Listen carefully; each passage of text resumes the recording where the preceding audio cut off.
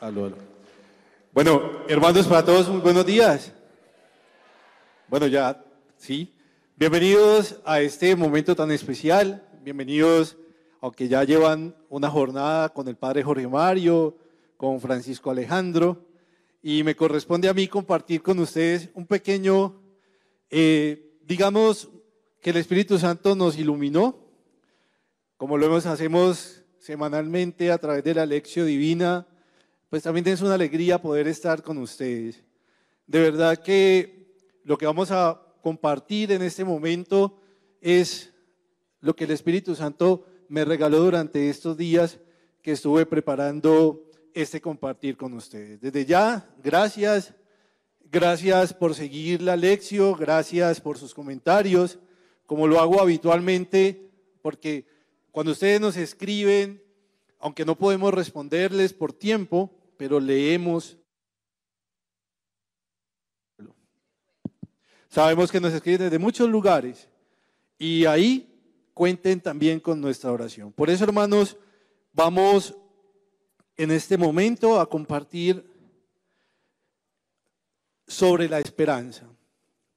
Y yo le he titulado a esta reflexión, El Señor es todo lo que tengo. Santa Teresa de Jesús dice, quien a Dios tiene, nada le falta.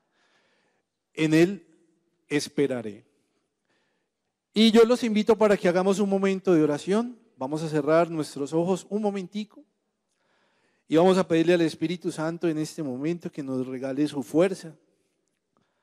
Señor, yo te pido de manera muy especial que sea tu palabra en mí, que seas tú quien llegue a través de este instrumento, a través de esta experiencia, a la vida de cada uno de los aquí presentes, de los que nos están viendo desde otros lugares del mundo. Te pido, Señor, por la vida, por ese regalo maravilloso. Nos encomendamos a tus intenciones y que también la presencia de la Santísima Virgen María sea para nosotros una certeza de ese amor profundo. Los invito a que quienes puedan ver, vamos a hacer juntos esta oración de San Agustín al Espíritu Santo. Espíritu Santo, inspíranos para que pensemos santamente. Espíritu Santo, inspíranos para que oremos santamente.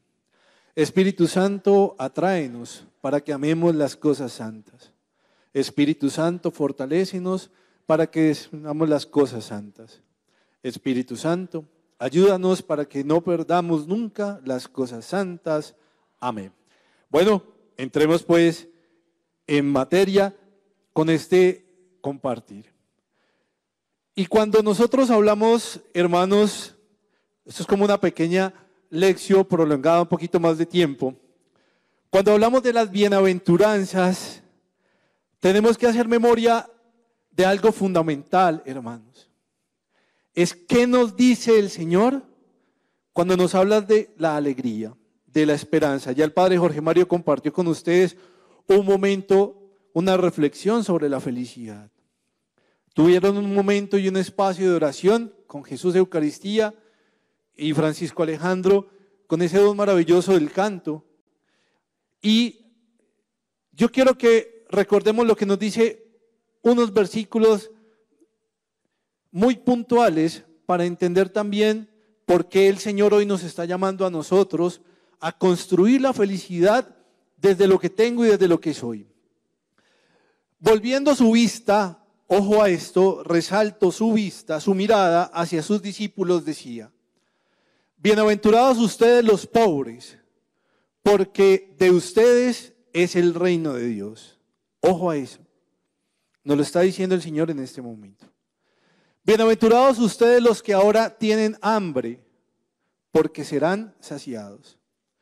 Bienaventurados ustedes los que ahora lloran, porque reirán.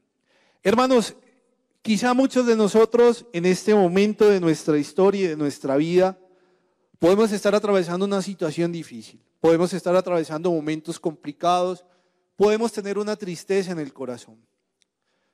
Sea cual sea la realidad que haya en nuestra vida hoy, lo primero que tengo que decirles es bienaventurados. Bienaventurados, ¿por qué? Porque hoy Jesús nos recuerda que nos mira. La mirada de Jesús, un elemento fundamental que a veces pasa de largo. Si hemos leído y hemos escuchado los evangelios de los domingos anteriores, Jesús pasa y miró a unos hombres que estaban pescando. Jesús miró a la mujer que cometió pecado, a la mujer adúltera. Jesús mira al paralítico, Jesús mira al hombre necesitado. Es la mirada de Jesús constantemente, siempre mirándonos a nosotros. Mirándonos, ojo, porque aquí tenemos que entender cuál es hoy la mirada de Jesús sobre mí. Y aquí quiero hacer un énfasis muy importante, hermanos, porque tenemos que aprender a entender que Jesús no te mira para condenarte. Jesús no te está mirando para sacarte el reproche de tus acciones negativas, como muchas veces nos lo han hecho creer. Jesús te está mirando para algo distinto. Esa mirada castigadora de Jesús no nos deja ser felices. Esa mirada justiciera de Jesús que nos han hecho entender a veces no corresponde en ninguna circunstancia al Dios del amor. Ustedes, todos y yo, hemos amado a alguien, ¿o no? Y cuando yo amo, no quiero que la persona que yo amo sufra. Porque la amo profundamente. Yo no quiero que esa persona, papá, mamá, hijo, hermano, esposo, esposa, amigo, novia, novio, lo que sea en tu vida, tú no quieres que sufra. Por amor. Entonces pensemos en ese amor de Dios, y Dios no quiere jamás que sufras. Por eso la mirada de Dios en Jesús no es una mirada de espaldas al amor, sino una mirada que siempre levanta, que siempre restaura y que siempre transforma el corazón. Por eso pregúntate allí en tu corazón, entonces, ¿cómo me mira Jesús? ¿Cómo me mira aquel que me ha dado la vida? ¿Cómo me mira si yo soy imagen y semejanza del Padre? ¿Cómo me mira si cuando Jesús le dice a Felipe, quien me ve a mí, ve al Padre? Tanto tiempo he estado con ustedes. ¿Cuánto tiempo? 30, 40, 50 años, 10, 15, 70, 20. Y aún no conocemos a Jesús. Esa es la idea, que hoy, no es que lo conozcamos, porque yo sé que sí lo conocemos. Lo importante es que hoy, hermanos, nos reencontremos con Jesús. Con una llamada te mira Jesús. Aquí hay religiosas, religiosos seguramente. Hay laicos comprometidos, ministros. Y ante todo, hermanos, estamos cristianos. Cristianos porque creemos en Cristo Jesús. ¿Y nos llama a qué, hermanos? ¿A qué nos llama Jesús? ¿A qué lo llama cada uno en su profesión? Usted como papá, como mamá, como trabajador, en lo que hagas, en tu carrera, en tu vocación. ¿Cómo me llama? ¿Con una llamada? Con un perdón importante, hermanos. Con un perdón.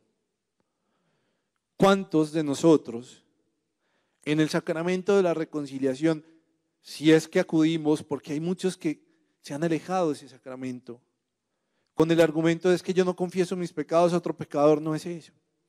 Y también tengo que reconocer, porque nosotros los sacerdotes hemos sido muy duros, y ustedes lo han escuchado del Papa Francisco, no soy yo, cuando nos invita a la misericordia. Recuerden lo que nos decía en la Plaza de Toros y que ustedes lo pudieron ver a través de Televid y leerlo. Es que la iglesia no puede ser una aduana donde yo te cierro el perdón, jamás. Solamente piense una cosa. Si usted fuera Jesús y alguien viniera a decirte, fallé, ¿qué haría Jesús en tu lugar? ¿Cómo me llama Jesús? Con una misión.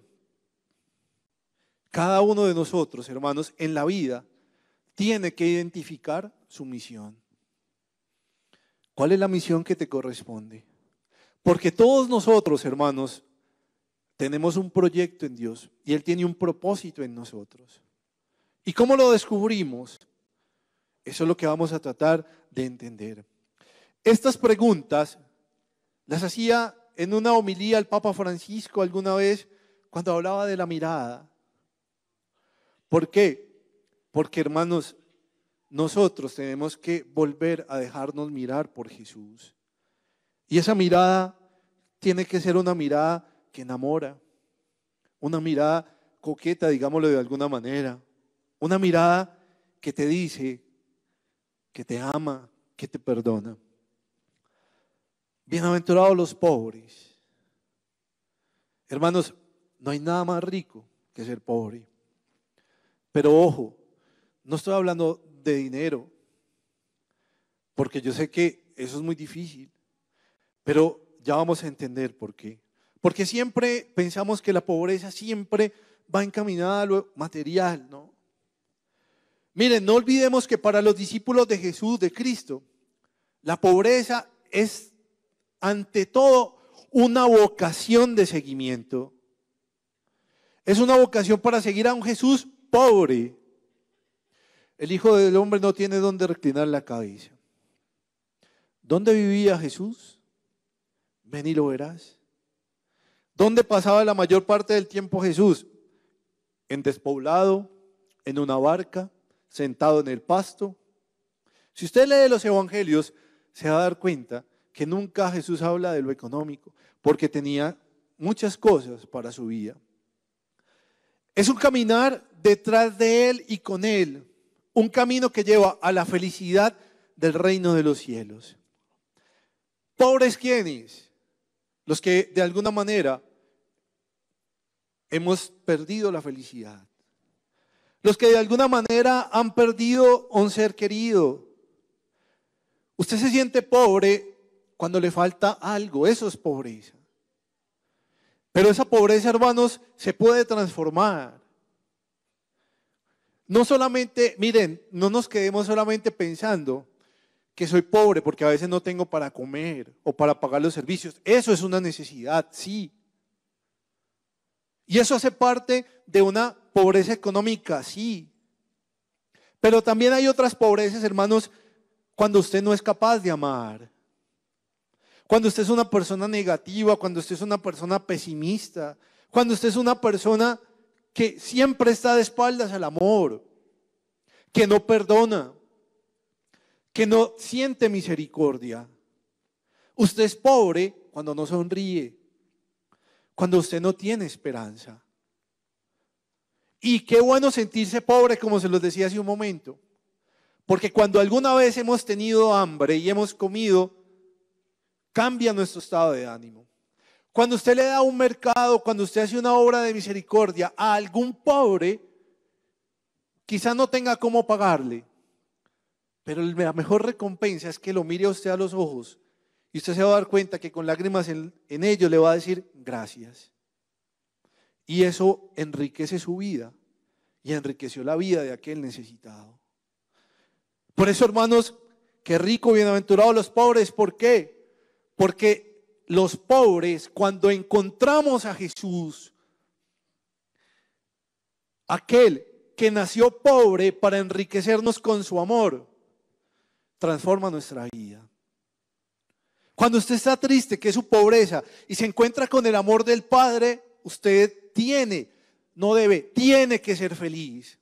A como dé lugar, tenés que ser feliz porque Dios te está dando la vida, te está dando tantas cosas maravillosas que nosotros a veces, por esa ceguera y por no dejarnos mirar con la ternura de Dios, no caemos en cuenta.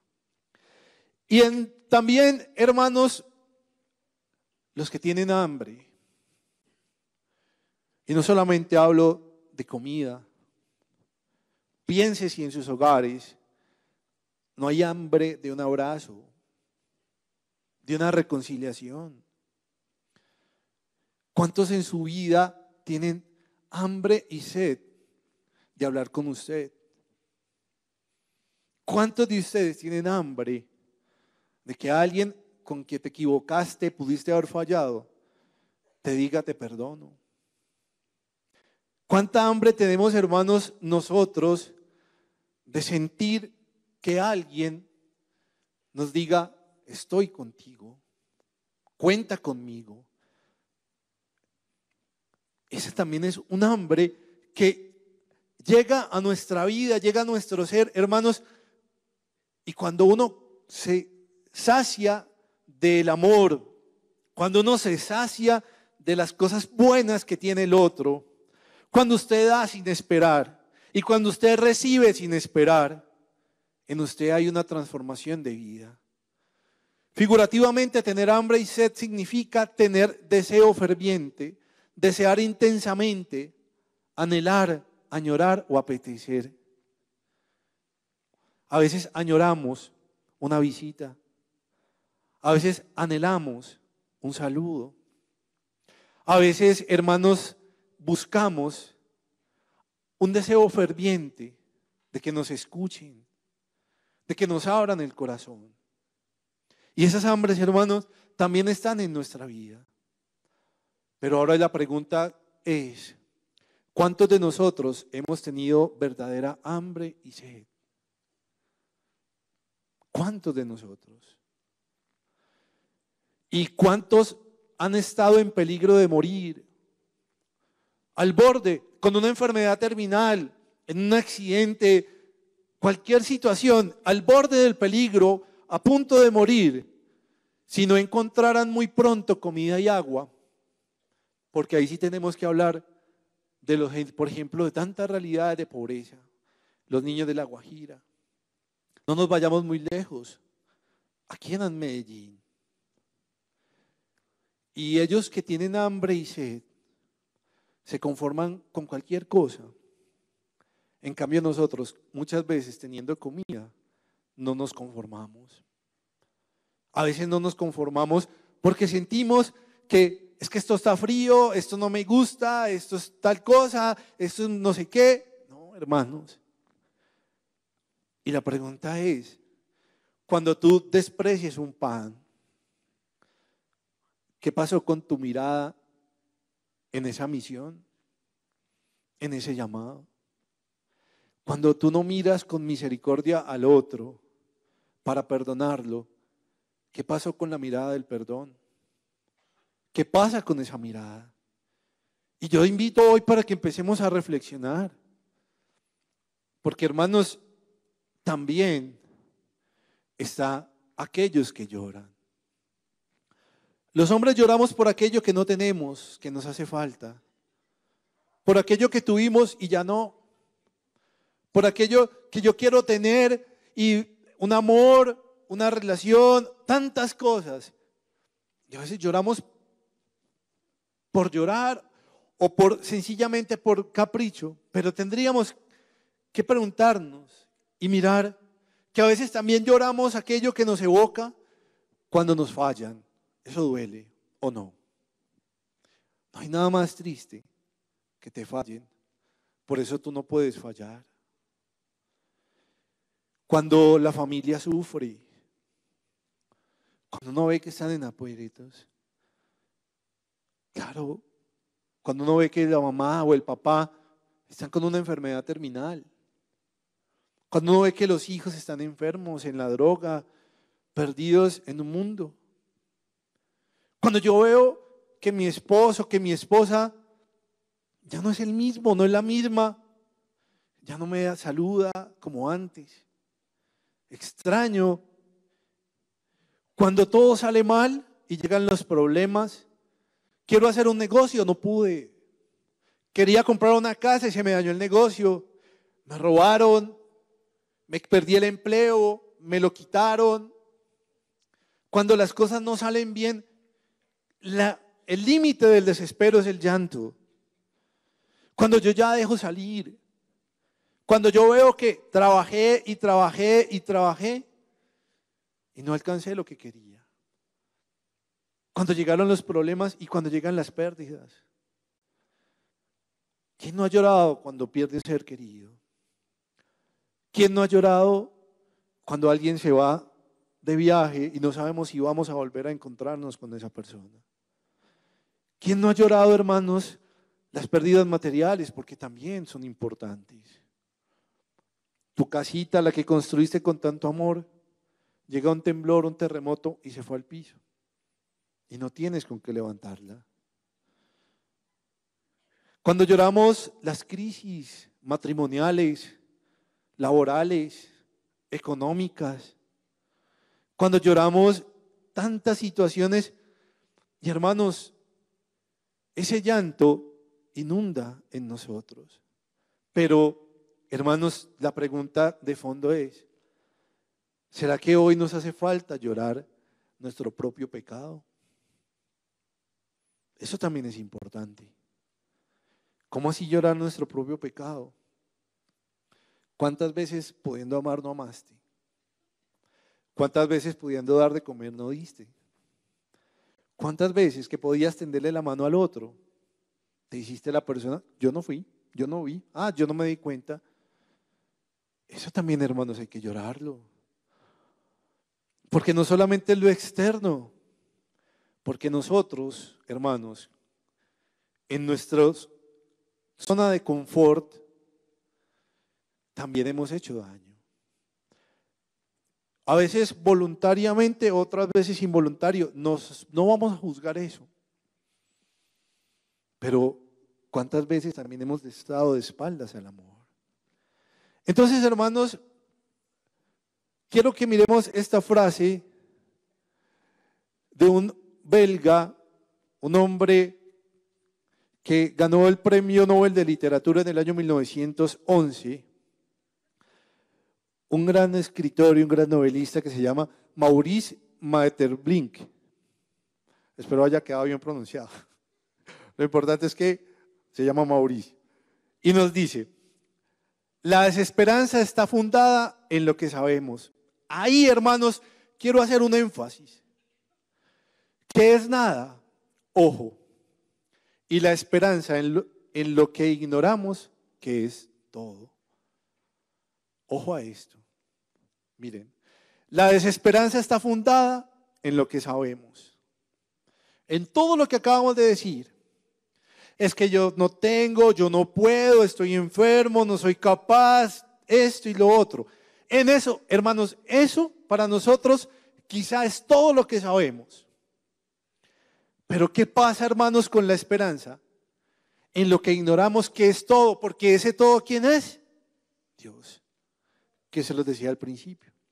Entonces, la pobreza, el dolor y la necesidad que se vuelven una pregunta. ¿Será esto lo que en realidad sabemos? Aquí podríamos decir muchas otras cosas, pobreza, dolor, necesidad, tantas cosas. No. Esto, hermanos, es una constante en nosotros. Piénselo. Cuando va a confesarse, Padre, esto, ofendí esto, pequé, dije grosería, robé, mentía, fui infiel, etc. Eso es muy bueno decirlo porque eso sana el corazón. Pero yo solamente sé eso en mí. ¿Solamente eso? La pregunta es entonces, hermanos, ¿y la esperanza dónde queda? ¿Cuál es su esperanza? Si hubiera esperanza, no lloraríamos tanto, no renegaríamos tanto, no cuestionaríamos tanto el amor. ¿Por qué? Porque a esa pregunta, la esperanza es lo que ignoramos. La esperanza es de lo que no se posee. No todos, pero ojo, ya vamos a mirar, porque ustedes dirán, Padre, pero yo sí tengo esperanza. Claro que sí, yo sé que todos la tenemos. Pero hermanos, hay que ir a reflexionar el pasado para entender algo del presente. Porque la pregunta es, ¿qué pasa en su pobreza, en su momento difícil, en su tristeza? ¿Qué pasa con la mirada de Jesús entonces? Y ahí es donde aparece la máxima de mucha gente. Es que estoy pagando un castigo porque el Señor, porque yo hice, porque mi abuelo dijo, porque mi papá. Vuelvo a lo mismo. Ese es el concepto de mirada de Jesús tan pobre que podemos tener nosotros. ¿Que se murió alguien? Es la voluntad de Dios. Hombre, hermanos, ¿será esa la voluntad de Dios? Cuando la vida para todos es un ciclo que comienza y termina. Porque si esa es la voluntad de Dios, ¿cómo murió Jesús? ¿Será que un padre que ama a su hijo profundamente, que está desde el principio junto a él y que viene al mundo, si yo sé que me lo van a matar, yo lo mando allá? Esa no es la voluntad de Dios. Por lo tanto, hermanos, la mirada de Jesús. Por favor, grábense esto que le dijo el Papa Francisco. Vea, no se grabe nada de lo que dije para atrás. No, váyase para su casa. Empecemos la conferencia ya, en este momento. Vamos a empezarla ya. La mirada de Jesús va más allá de los pecados y, por favor, de tanto prejuicio. ¿Qué es un prejuicio? Juzgar antes de, antes, juicio, una razón. Quitemos tanto prejuicio. Porque enamorémonos de Jesús. Entonces, ¿cómo me mira Jesús? ¿Con una llamada, con un perdón, con una misión? Hermanos, Él nos mira siempre con amor. Nos pide algo en su llamada. Sea buen papá, sea buena mamá, sea buen esposo, sea buen jefe, sea buen empleado, sea buen amigo, sea un buen ciudadano. Nos perdona algo. Padre, perdónalos porque no saben lo que hacen. Sí, ellos sí sabían qué hacían. ¿Cómo no van a saber que están matando a un hombre, que le están dando látigo, que le ponen una corona de espinas, que le dan a beber vinagre? Ese cuentico, pues, no. Ellos sí sabían, pero Jesús en su amor nos justifica. Usted sí sabe cuando está haciendo un acto de amor o cuando no. Usted lo sabe y usted sabe a dónde se metió, con quién se metió, qué dijo, qué no dijo. Ay, yo no sabía, padre.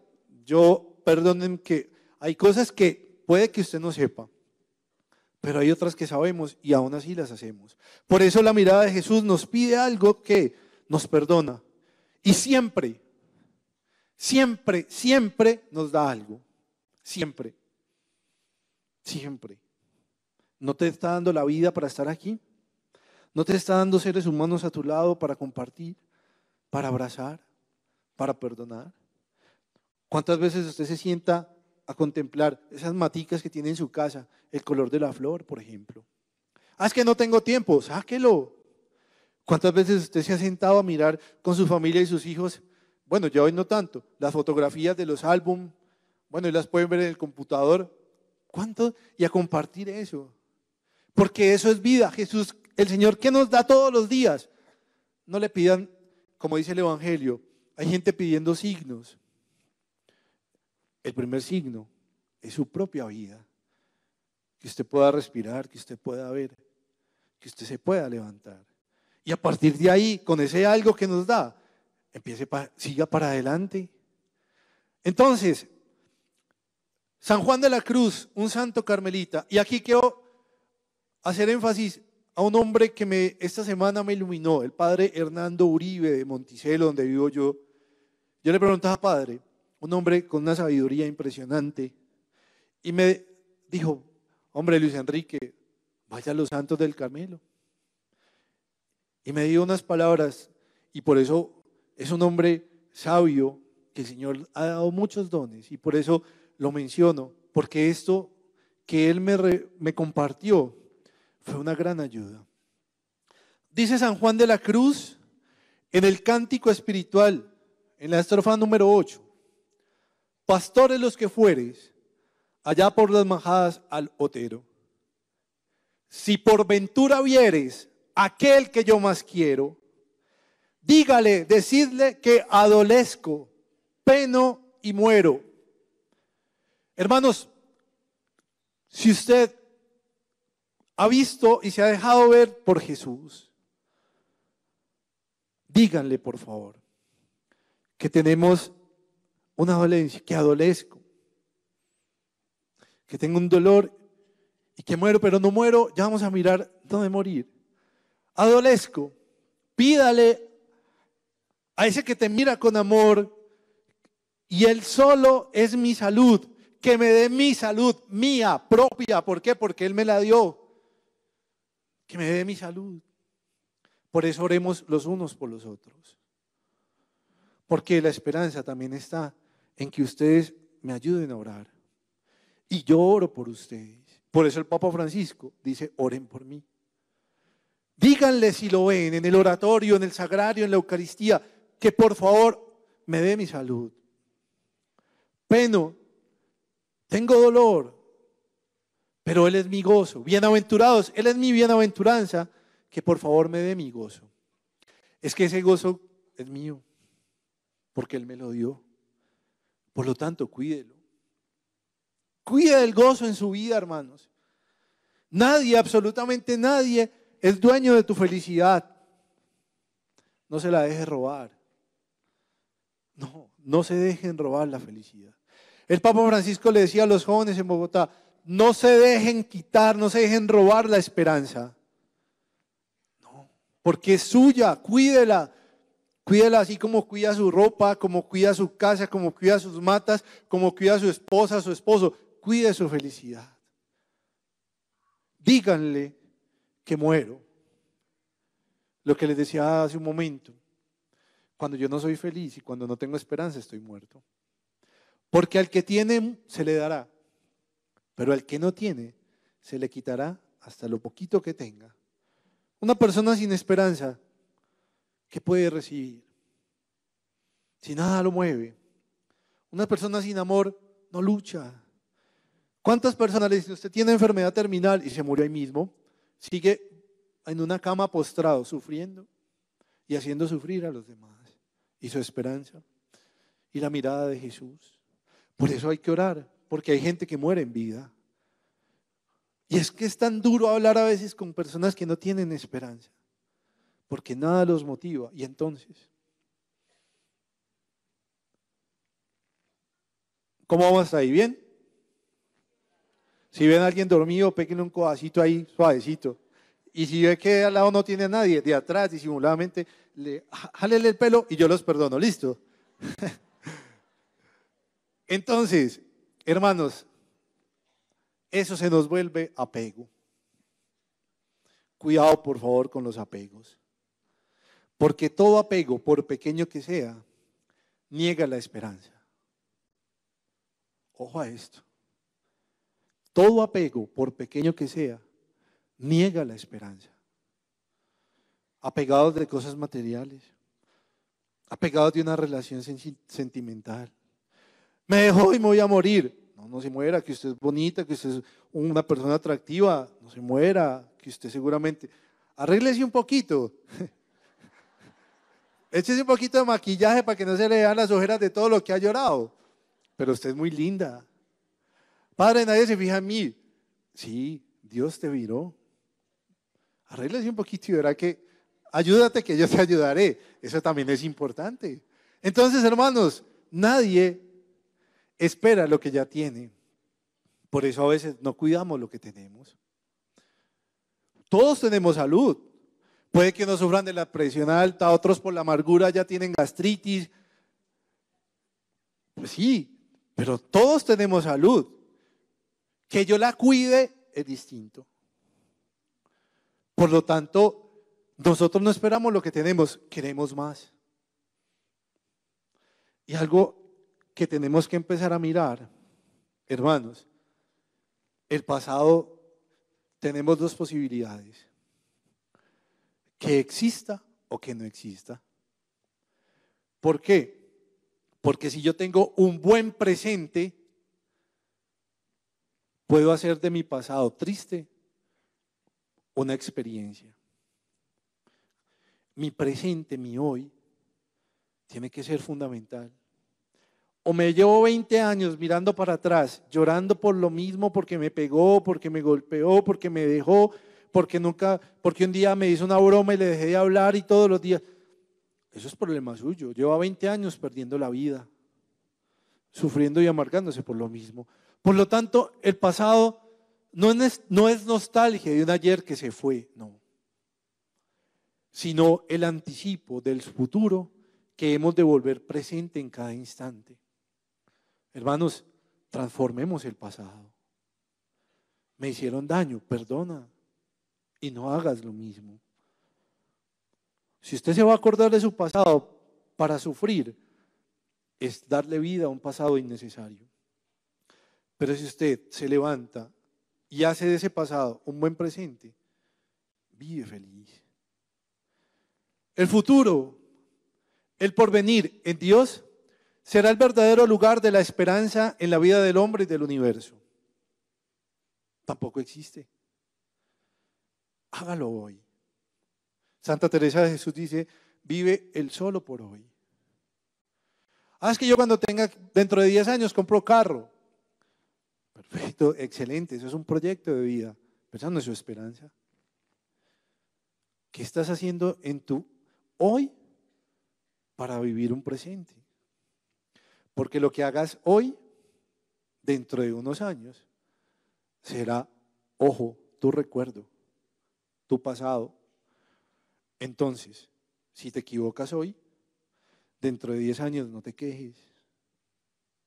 Por eso, hermanos, yo sí sé lo que hago. Yo soy consciente de lo que tengo que hacer, lo que debo hacer y cómo lo debo hacer. La semilla que usted siembra en sus hijos, eso es lo que usted recoge. Por eso los principios y los valores no son negociables. Quien espera vive anticipando el futuro en el presente, en la medida en que cultiva su comunión con Dios. ¿Será que sí esperamos en Dios? Eso también es importante. Porque hay muchos que esperan el infierno y se lo dicen a uno. ¿Será que Dios es tan duro y tan malo que me va a mandar, como dicen, a un lugar donde hay una olla inmensa y donde hay mucho calor y donde hay fuego, con un tipo que huele a azufre y que tiene un tenedor y me va a chuzar? Pues que perdonen que se los diga así como tan gráfico, pero hay quienes lo piensan. Hay quienes lo piensan. Entonces, ¿dónde queda el amor de Dios? Porque todos, hermanos, no tenemos la oportunidad de cambiar. Vaya, mire a María Magdalena. Mire a los apóstoles. El amigo, su confidente, Pedro, ¿dónde estaba? No lo negó. ¿Qué pasó con Judas? Otro amigo que vio lo que Jesús estaba haciendo y lo entregó. ¿Qué pasó con los otros 9 entonces? Con los otros 10, perdón. Porque el único, bueno, sí 9, porque el único que se quedó fue Juan. ¿Y qué pasó con Tomás el incrédulo? En vida dudó. Cuando fue, le dice, que me ve a mí, ve al Padre. Maestro, ¿dónde vives? Y cuando estamos viviendo los primeros días del tiempo de Pascua, que Tomás no estaba con ellos. ¿Dónde estaba Tomás? Se fue del grupo a buscar respuestas y se alejó. Cuando usted se aleja de su familia para buscar otro tipo de respuestas, cuando usted se aleja de su mirada inicial en el amor, cuando usted se deja desviar por propuestas llamativas y extrañas, se aleja de Jesús. Porque en la soledad no se puede vivir. Entonces, hermanos, en esas imperfecciones que tenemos, empecemos a caer en la cuenta que estoy haciendo equivocado hoy, que mañana puede tener consecuencias. Una firma, un beso, una caricia, por ahí se nos va la vida. Entonces, hermanos, la pregunta que habría que hacerse en esa esperanza, usted y yo, ¿a qué le apostamos? Espero que Dios, ojo a esto, infinito bien, sea mi gozo, mi deleite y mi vida sin fin. Cuando adolezco, que sea mi infinito bien. En mis penas y en mi tristeza, sea mi gozo, mi deleite. ¿Y por qué tengo miedo a la muerte si me voy a encontrar con aquel que he esperado toda la vida para ver? Por eso, hermanos, nos dice en el texto de 1 Corintios, en el himno del amor, en vida subsisten la fe, la esperanza y el amor. Cuando morimos y estamos en Dios, ¿para qué fe? Si estoy con la fe, con la razón de mi fe. ¿Para qué esperanza si estoy con quien es la razón de mi esperanza? Estoy con mi todo, con mi bien, con mi alegría. Lo único que yo necesito, hermanos, es amor. Para amar eternamente a Dios como lo he amado en vida y para dejarme amar eternamente por aquel que me amó desde el principio, desde el día que me llamó, desde el vientre de mi madre. Por eso, hermanos, el amor es importante y la esperanza se fundamenta ahí. De ahí que nuestro presente, para vivir una vida en esperanza desde Dios, mi presente, nos dice la encíclica sobre la esperanza de Benedicto XVI en el numeral 27. Quien no conoce a Dios, aunque tenga múltiples esperanzas, en el fondo está sin esperanza. Por eso hoy yo quiero que conozcamos a Dios. Usted lo conoce, sí, el del catecismo, el de la Biblia, todos los que le hemos hablado de Dios, pero hoy conózcalo a aquel que es tu esperanza. La gran esperanza del hombre solo puede ser Dios, porque Dios está en todo y en todos. Dios es mi salud, es mi mirada. Dios es el otro. Entonces, el otro también es imagen y semejanza del Padre. Y quien ve al otro, también ve a Dios. La vida es una relación constante. Es una relación profunda con Dios. Por eso hay que aprender a relacionarse con Dios a través de Jesús. Porque el único que nos ha dicho quién es Dios se llama Jesús. Lea la primera carta del apóstol Juan. Lea el Evangelio de Juan. Lea los 3 evangelios, Mateo, Marcos y Lucas. Y Jesús nos dirá constantemente: mi Padre y yo somos uno en el amor. Dios es amor y quien permanece en el amor permanece en Dios. Mi Padre que me ha enviado conoce todos los secretos y se los ha revelado a la gente humilde y sencilla. Jesús nos dice quién es Dios. Lo que pasa es que nosotros, por andar escuchando tantas voces, se nos olvidó la más importante, que se llama Evangelio, que se llama Escritura. Lea a Pablo y ahí se va a dar cuenta de tantas cosas importantes. Tanto amó Dios al mundo que envió a su Hijo. ¿Y qué pasó? No hay amor más grande que dar la vida por los amigos. Ustedes son mis amigos si hacen lo que yo les mando. ¿Por qué? Porque yo no los llamo siervos, porque el siervo no sabe lo que hace su Señor. Nosotros no somos esclavos de Dios. Yo los llamo amigos, porque la revelación es darnos a conocer el misterio profundo del amor que es Jesús. Porque la revelación es entender a Dios Padre creando constantemente al ser humano. Padre, yo vengo a misa buscando a Dios. No, se equivocó, porque no tenías necesariamente que venir a misa, porque también lo podías encontrar cerrando los ojos. Perdón un momentico que ya...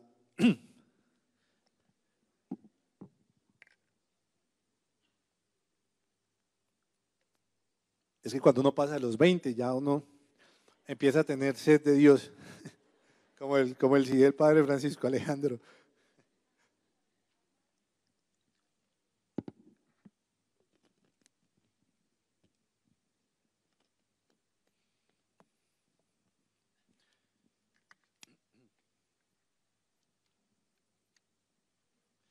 Entonces, hermanos, vamos a conocer a ese Padre.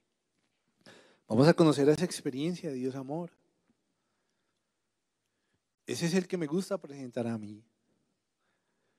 Porque no hay nada más bonito que enamorarse. A mí también me pasó, no crean que no. Claro.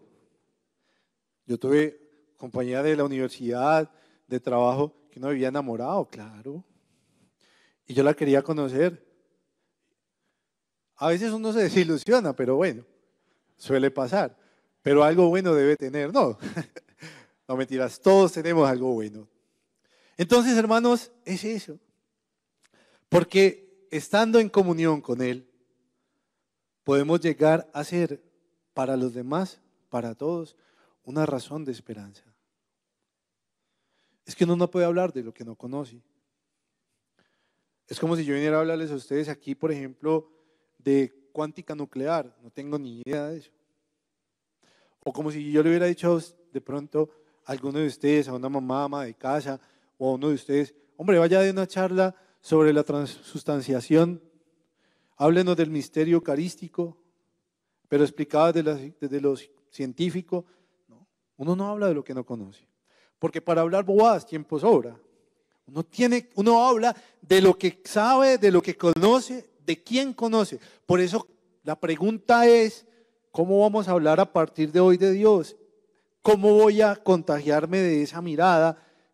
¿Qué me voy a llevar para mi vida desde esa experiencia de Dios?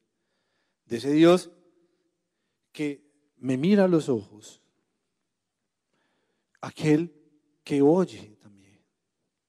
Recuerden ese texto de Jesús cuando va pasando y un ciego por allá se da cuenta que es Jesús el que pasa y empieza a gritar.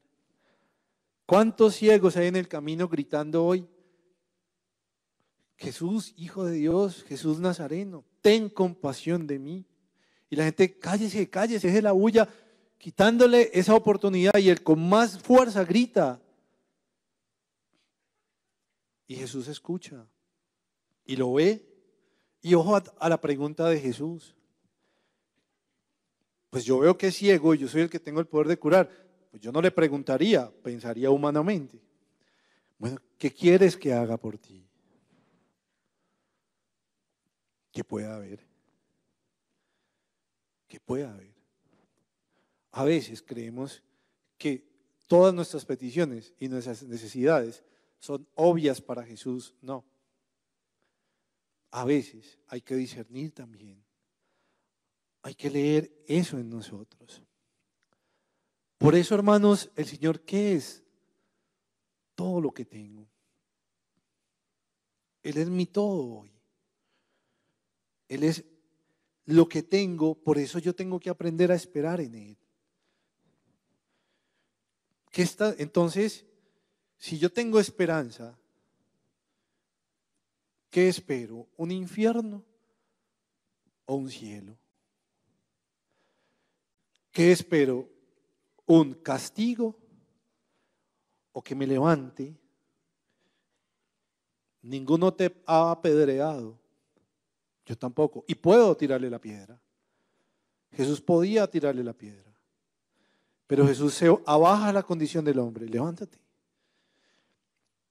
La toma de su mano, la pone enfrente, no la juzga. Ellos tienen razón, mijita, usted me hace el favor y para allá. No,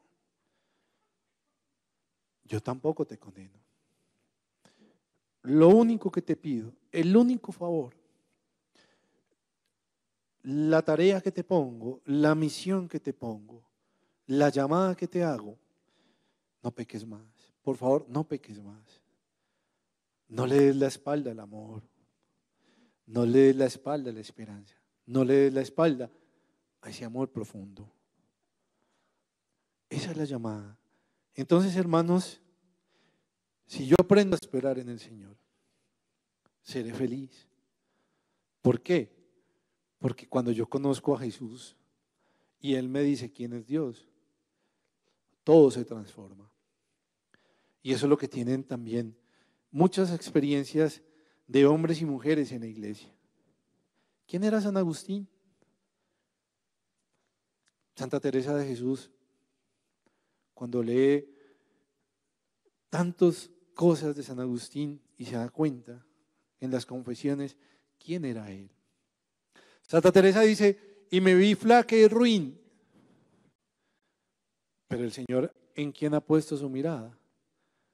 En los pobres, en los que lloran, en los que tienen hambre y sed, en ustedes, en mí.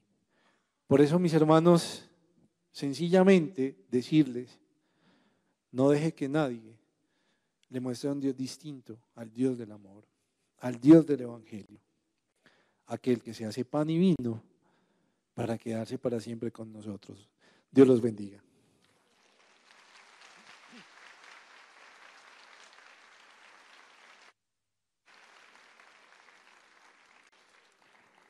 Y démosle gracias a Dios en un momentico, cerrando nuestros ojos, así.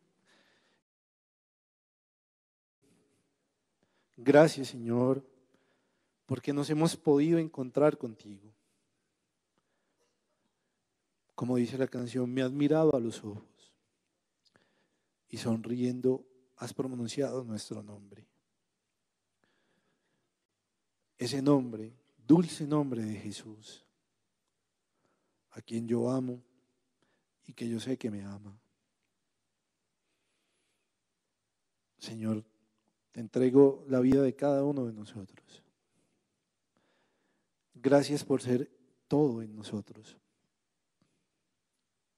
por la vida que nos das y por todo lo que nos entregas. Y te pido de manera muy especial por aquellos que no te conocen y que nosotros desde el testimonio podamos hacer que descubran y se enamoren de ti. Gloria al Padre, al Hijo y al Espíritu Santo. Bueno, muy bien. Entonces, aquí esperemos, ya vamos a tener la Eucaristía en un momentico. Dios les pague. Sigan viendo la lección, por favor, síganla compartiendo y el Señor los bendiga. Ya nos vemos.